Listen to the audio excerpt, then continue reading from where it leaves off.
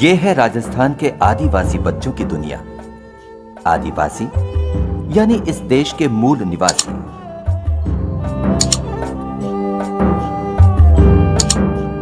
(1991) की जनगणना के अनुसार राजस्थान की कुल जनसंख्या 4,40,00,000 आंकी गई थी। इनमें 12.29% आबादी अनुसूचित जाति की थी और 12.44% अनुसूचित जनजाति के लोग थे। इस प्रांत में मुख्य रूप से आदिवासी उदयपुर, बांसवाड़ा, डूंगरपुर, जयपुर, अजमेर और सवाई माधोपुर में बसे हैं। बच्चे समाज का भविष्य हैं, एक ऐसा अंकुर है जो कल विशाल पेड़ बनेंगे। भविष्य की जिम्मेदारी इनके कंधों पर होगी। आदिवासी समाज एक उपेक्षित समाज है। इनके बच्चों की स्थिति अपेक्षाकृत अधिक चिंताजनक है। इसलिए इनके वर्तमान के प्रति हमारी जिम्मेदारी बढ़ जाती है। यह देखना आवश्यक है कि इन आदिवासी बच्चों की स्थिति आज कैसी है, क्या है जो इन्हें मिलना चाहिए, क्या है जो इनके विकास के लिए जरूरी है, क्योंकि कल का समाज इन्हीं का समाज होगा। मैं बड़ी होकर डॉक्टर बनूंगी। मैं नेता बनना चाहता हूँ, टीचर बनना चाहती हूँ। क्या इन बच्चों के सपने पूरे होंगे? क्या ये बच्चे आदिवासी समाज के विकास में कुछ सार्थक योगदान दे पाएंगे?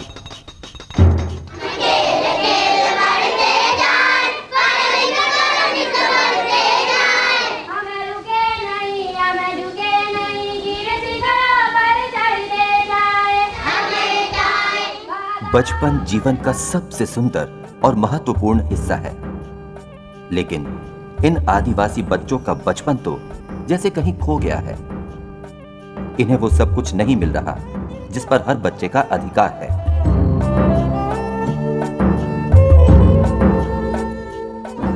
जन्म लेते ही या मां की कोख से ही इनकी समस्याएं शुरू हो जाती हैं। शिक्षा और जानकारी के अभाव में मां अपने खानपान और दवाओं के प्रति लापरवाही बरतती है, जिसका दुष्परिणाम बच्चों को भुगतना पड़ता है। आदिवासी समाज के जो बच्चे हैं वो काफ़ी गरीब परिवारों में होते हैं और गरीबी के साथ साथ दिक्कत ये होती है कि इन बच्चों के जो माता पिता हैं वो काम के लिए अधिकतर दिन भर घर से बाहर रहते हैं और या दूर भी चले जाते हैं। तो ये बच्चे जो हैं इनको इनके बड़े भाई बहनों के सहारे पे छोड़ दिया जाता है और उनकी जिम्मेदारी होती है इन बच्चों की और ध्यान देना। वो कुपोषित होते हैं, दस्त आम है, इन बच्चों में खून की कमी, एनीमिया जो है वो भी बहुत अधिक पाया जाता है। इसके साथ साथ जो उनकी सांस से जिसको हम रेस्पिरेटरी ट्रैक से लेकर कहते हैं उससे संबंधित समस्याएं, बीमारियां बहुत होती हैं। कान की, आंखों की, स्किन्स की, विटामिन ए की जो डेफिशिएंसी है वो इन बच्चों में अधिक। राष्ट्रीय स्वास्थ्य सर्वेक्षण 1992-93 के अनुसार राजस्थान के आदिवासी क्षेत्रों में 43% बच्चों का वजन सामान्य से कम पाया गया।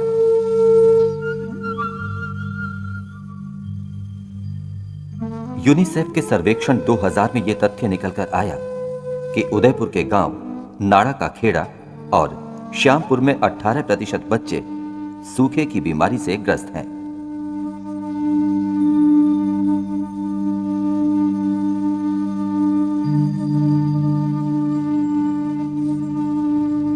कस्बों में बनाए गए अस्पतालों की दशा अत्यंत दयनीय है। न वहां पूरी मेडिकल सुविधाएं हैं। ये गरीब आदिवासी महिलाएं घर पर ही प्रसव कराने के लिए मजबूर हो जाती हैं। जाओ अस्पताल में, गांव के लोग कौन करेगा? घर और गांव की गंदगी और अव्यवस्था के इस वातावरण में जन्मा बच्चा अपने आप को अनेक समस्याओं के बीच घिरा पाता है। इन बच्चों को यह पता नहीं है कि गंदगी उनके जीवन में कैसा जहर घोलती है। बीमारी की जड़ यानी गंदगी इनका पीछा कहीं नहीं छोड़ती। यही कारण है कि राजस्थान के आदिवासियों में शिशु मृत्यु दर 10.5% है। सरकार यह भरसक प्रयास कर रही है कि शिशु मृत्यु दर कम हो तथा गर्भवती महिलाओं और शिशुओं के स्वास्थ्य पर पर्याप्त ध्यान दिया जाए, लेकिन इन सब प्रयासों के बाद भी आदिवासी क्षेत्रों में ऐसे स्वयंभू डॉक्टरों की कमी नहीं है जिनके पास ना तो पर्याप्त ज्ञान है और ना अनुभव। बच्चे किसी भी समाज की धरोहर हैं। बच्चे स्वस्थ होंगे तो समाज स्वस्थ होगा। लेकिन शारीरिक रूप से कमजोर आदिवासी बच्चों के कंधों पर खेती किसानी का बोझ उनके विकास को और अधिक बाधित करता है।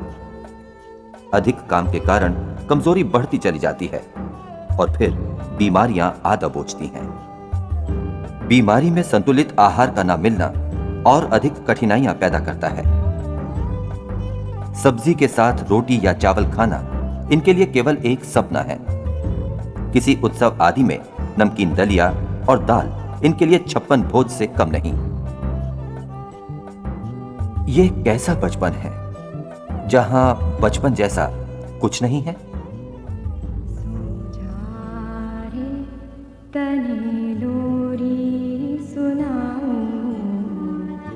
माता पिता का प्रेम हर बच्चे का अधिकार है। सुरक्षा और प्यार की छाया में ही ये पौधे बढ़ पाते हैं। लेकिन आदिवासी बच्चों के जीवन में प्यार और सुरक्षा के क्षण बहुत कम समय के लिए आते हैं। जैसे ही वो अपने पैरों पर खड़ा होता है, वैसे ही उसके सिर पर बोझ आ जाता है। अपना अच्छा बुरा समझने से पहले ही पैसा कमाने की जिम्मेदारी इनके नाजुक कंधों पर आ जाती है। अपने पैरों पर खड़ा होने से पूर्व ही इन्हें मजदूरी की आग में जलना पड़ता है। बचपन में कड़ी शारीरिक मेहनत इनके शरीर और मन पर बहुत बुरा प्रभाव डालती है। इनका विकास रुक जाता है। समय से पहले ही इनके चेहरे पर प्रौढ़ता की छाप लग जाती है।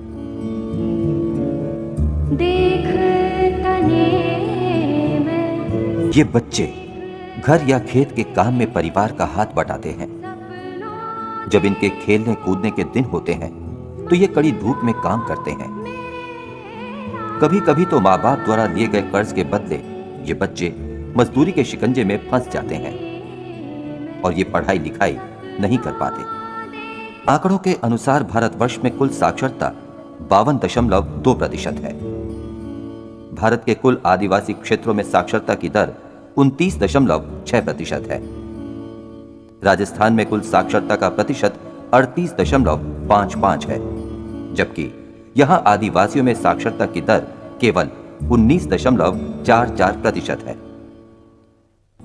इन आदिवासियों में पुरुषों की साक्षरता दर 33.29% है, जबकि महिलाओं में साक्षरता दर बहुत निराशाजनक यानी 4.42% है। इन आंकड़ों के अनुसार यह स्पष्ट है कि शिक्षा के क्षेत्र में लड़कियों के प्रति भेदभाव भी दिखाई पड़ता है। लड़कों की तुलना में लड़कियों के लिए शिक्षा को आवश्यक नहीं माना जाता। इनमें से जो मतलब छोटे बच्चे तो पढ़ नहीं पाते और इनमें से जो बड़े बच्चे हैं 13-14 साल तक के, 12 से 14 तक के बच्चे तो मजदूरी पे अभी भी जाते हैं। अवकाश रहता है उस दिन तो मतलब मजदूरी पे जाते हैं बच्चे। मजदूरी पर जाने की मजबूरी और दूसरे कई कारण ऐसे हैं जो बच्चों की पढ़ाई में बाधा डालते हैं। एक सर्वेक्षण के अनुसार राजस्थान में सन 1996-97 के बीच कक्षा 1 से 5 तक 56.6% बच्चों ने विद्यालय छोड़ दिया। राजस्थान के आदिवासी बच्चों में यह अवरोधन और भी अधिक यानी 65.61% पाया गया। रोजगार की तलाश में जब ये गांव से निकलते हैं तो सबसे पहले पहुंचते हैं भट्टों में। अपनी जड़ों से उखड़े ये लड़के भट्टों में मजदूरी करने लगते हैं। भट्टों में मजदूरी करना इनके लिए एक तरह से मजबूरी का सौदा होता है। क्योंकि आसपास रोजगार का और कोई साधन नहीं होता, इसलिए बहुत नीची दरों पर वे भट्टों में लग जाते हैं। वहां इन्हें पैसा तो मिलता है, लेकिन आगे जाने के सभी रास्ते बंद हो जाते हैं। दूसरों के लिए घर बनाने की कोशिश में लगे इन बच्चों को कभी घर नहीं मिल पाता।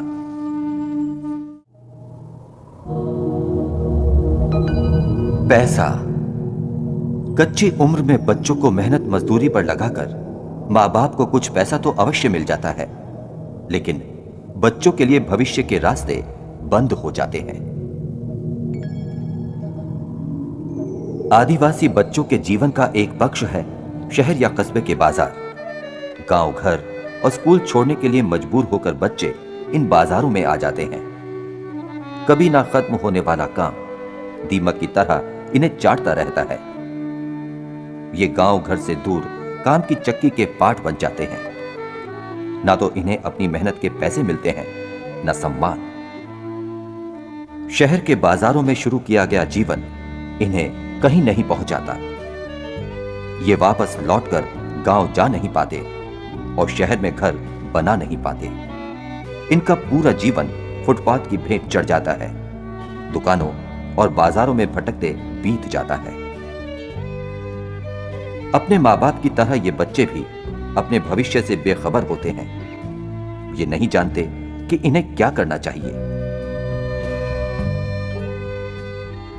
इनके जीवन की बड़ी समस्या यह है कि इनका बाहर की दुनिया के साथ कोई रिश्ता नहीं बन पाया है। इनका दृष्टिकोण अपने अनुभवों और जानकारियों के अनुसार बहुत व्यापक नहीं है। शिक्षा विकास का पहला कदम है। जिन आदिवासी समूहों ने शिक्षा को अपना लिया है, उनकी हालत बेहतर है। लेकिन गरसिया, सहरिया और भील आदिवासियों में औरों की अपेक्षा शिक्षा के प्रति कम रुझान है। इनके गांवों में विद्यालय तो हैं, लेकिन उनकी दशा अत्यंत दयनीय है। इसमें एक तो सबसे पहली कमी तो बिल्डिंग की है।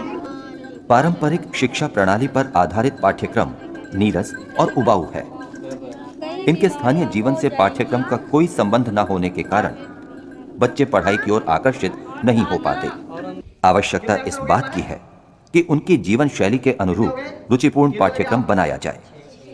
इस प्रकार के पाठ्यक्रम बनाने का सबसे बड़ा लाभ ये होगा कि ये बच्चे अपने जीवन और शिक्षा के बीच एक सामंजस्य बना पाएंगे। हस्तकला पर विशेष बल दिया जाना चाहिए और नए प्रकार के प्रयोगधर्मी पाठ्यक्रम शुरू करने चाहिए।